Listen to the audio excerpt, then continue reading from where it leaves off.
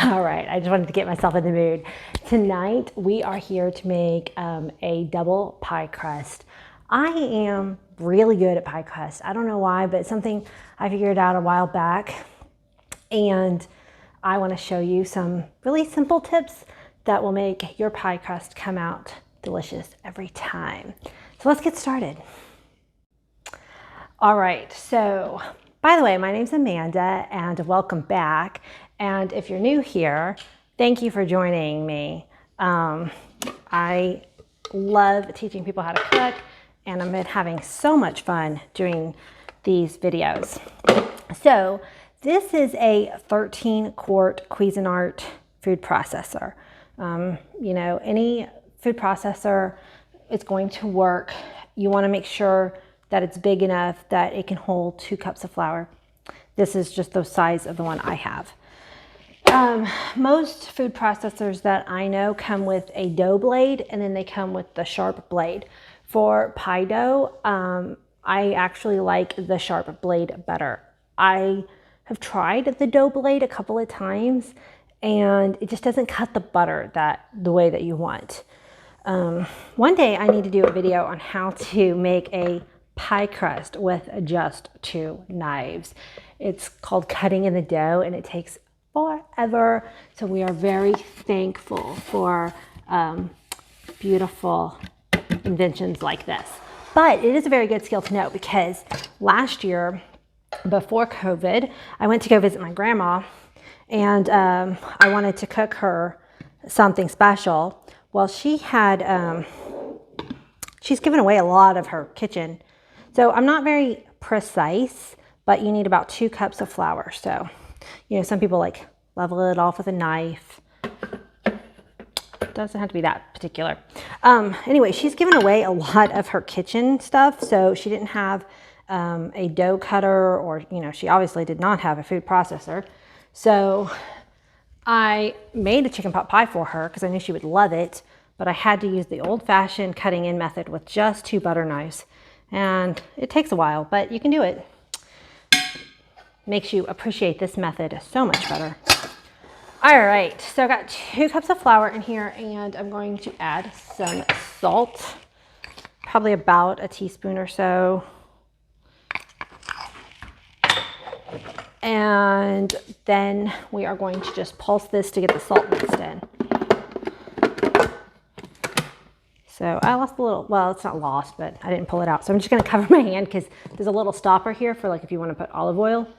But I don't want to dig it out. Anyway, so I'm just going to pulse a couple of times, got the salt mixed in, and we're going to grab our butter.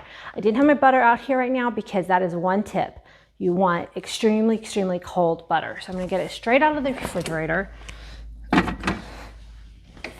So a secret to a flaky, tender pie crust are 2 things. One, you want very cold butter, and we're going to use ice water here in a minute. And then the second thing is you don't want to over process it, because that will make for a tough crust. So the paper is not cooperating with me here. So yeah, my Meemaw, she is doing well. She lives back in Texas, and I was lucky to get to go see her at my pet ball right before all the lockdown stuff happened, and coronavirus was still being mentioned, but it was like hadn't come to America that we knew of yet. Okay, so we want 2/3 cup. So here's my little cheat to not have to figure out the fractions. I just grab 2 sticks of butter and take out 1/3 of each of them, and then save this and put it in my butter dish for later.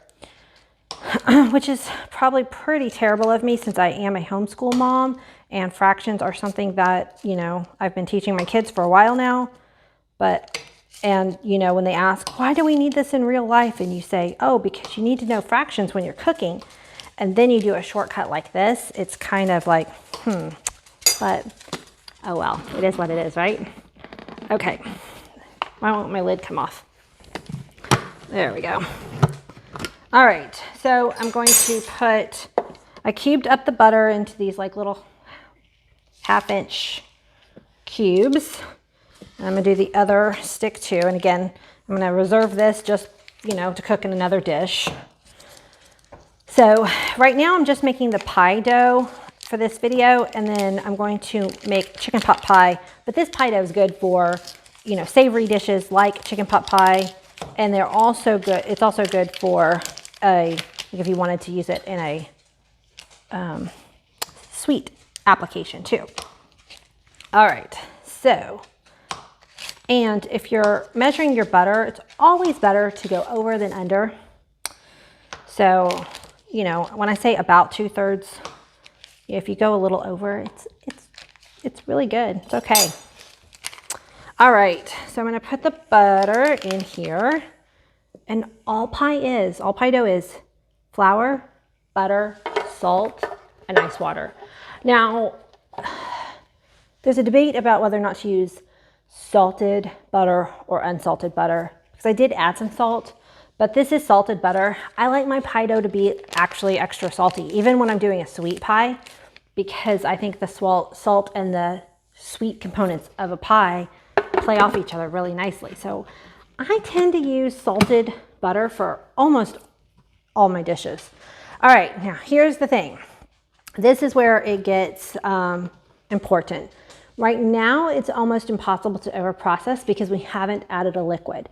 So what I want to do is I want to take the time and process it and get the butter mixed in really well. So I'll run it for a few seconds, and then, you know, I'll edit out the time it takes. So.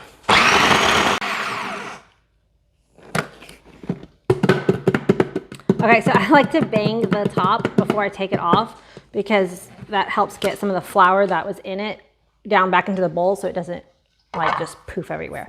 All right, let me show you up close what the flour should look like. And that was only about 30 seconds of pulsing.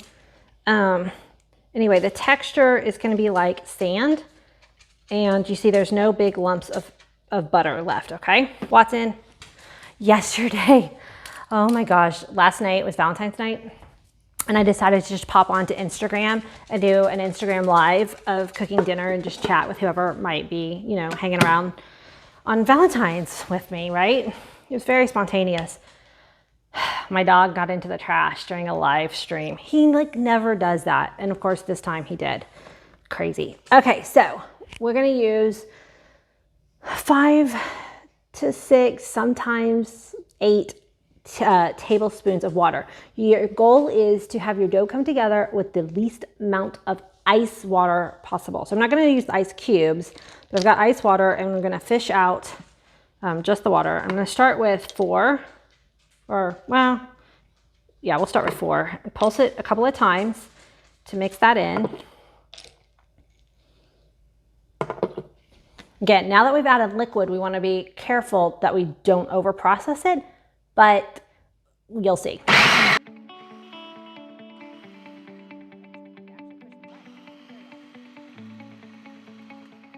All right, so now I'm gonna add, that was 4, 5, 6, oh, let's go for 7. Just, I don't know, I'm feeling like it needs 7. We'll see.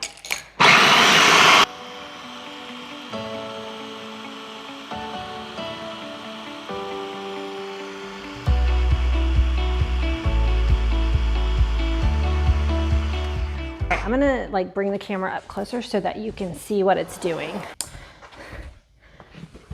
Hi. Okay, so what you're gonna do is, we don't wanna add too much more water at this point. So we're going to see how it starts to come away, but we want to make sure that, again, we're like trying to get the least amount of water, the least amount of food processing, but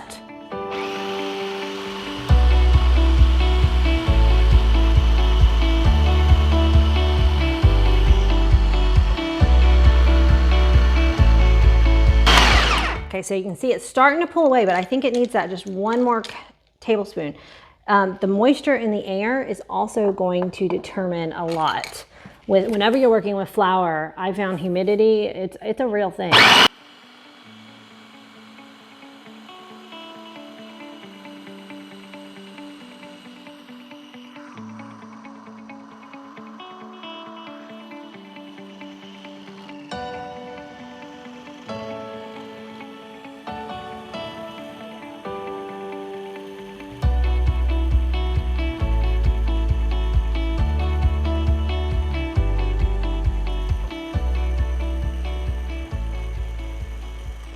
All right, so as soon as it balls up, and as you can see right here, it came away from the side, and now, you know, it feels almost like Play-Doh. I need to fix my camera again, but anyway, feels like Play-Doh.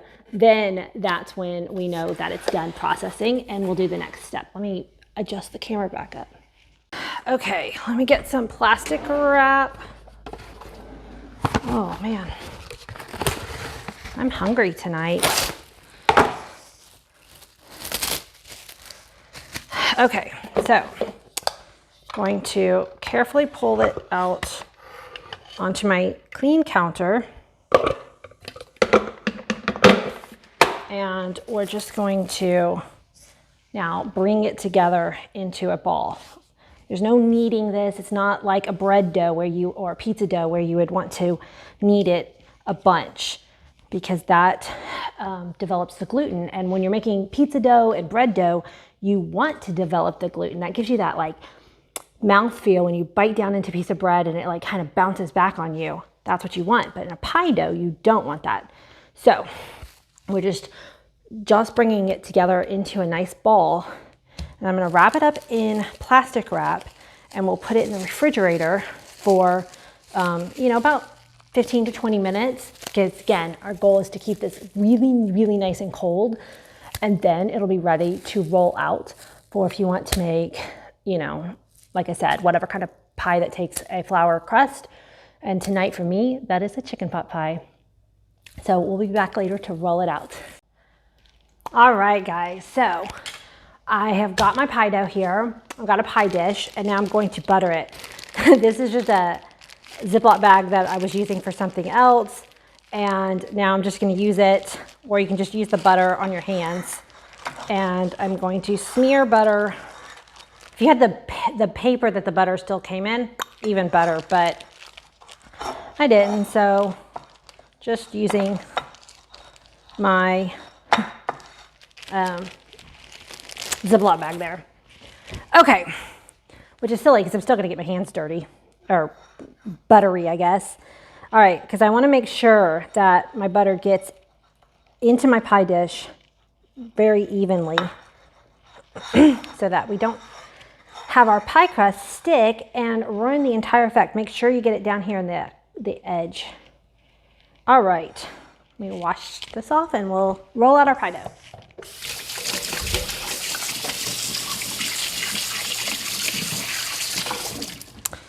So my pie dough has been sitting in the fridge for probably about 15 minutes while I assembled a chicken pot pie behind me. But again, this dough would be great for a sweet or a savory application. So this is a double crust, and I'm going to cut it in kind of half with a little bit more for the top. No, a little bit more for the bottom than the top, because the bottom has to go up the edges too. All right, I'm gonna form it into a ball. Get that out of the way. Oh man, it's smelling so good.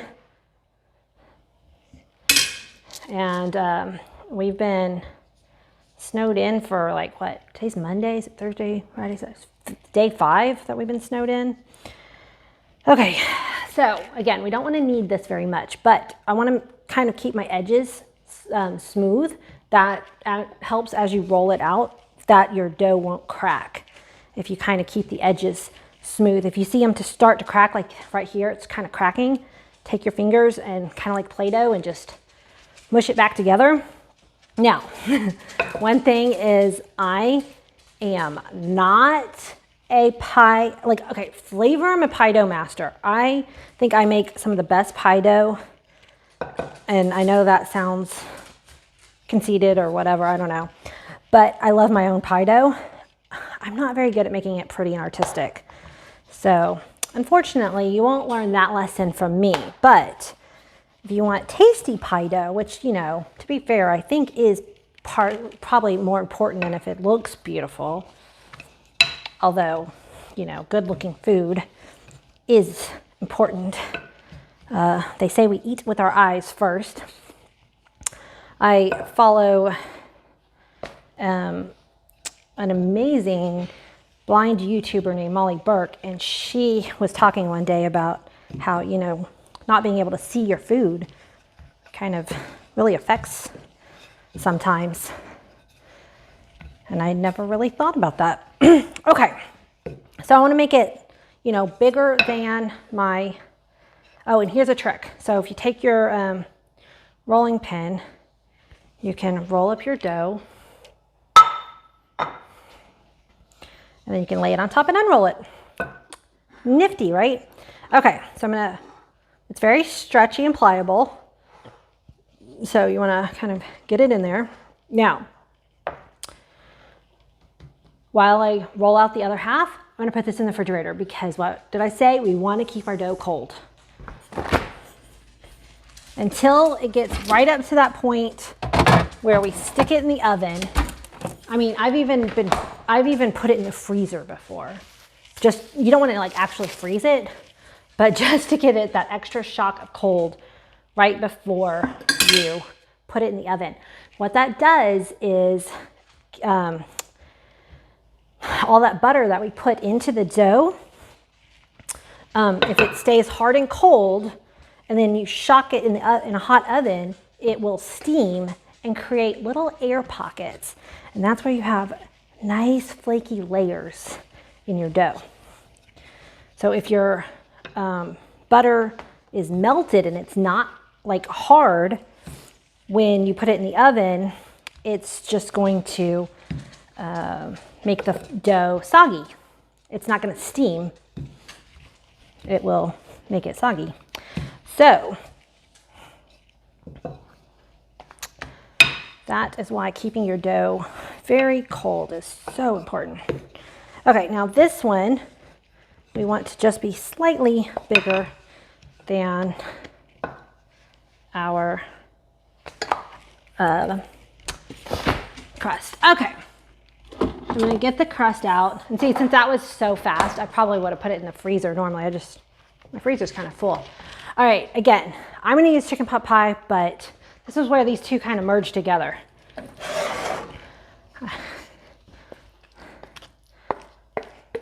I don't know if I should use the same footage. I'm not sure how to do this part as a YouTuber. All right, I'm going to put my stuffing in here. Ooh. And let's see if we can do something pretty. I don't know. Gonna lay this on top. And I don't know, crimp the edges somehow. This is the part I've never really paid that much attention to. Hey, this isn't looking too bad. Not too shabby. And then I think like I've seen people kind of pinch it. I'm not a baker, so I like doing dough. Like I like doing pie dough and pizza dough and bread doughs. So I do like doing dough, but like cakes and cookies and things like that, I'm not really interested in. All right, I'm gonna do my little vent holes. I could have cut out like other pretty shapes before I laid it on top, but that lets the steam of the filling out. And we're going to do a quick egg wash. All right. Now, my dog's gonna get really excited because anytime I pull out an egg, he thinks it's for him, but it's not.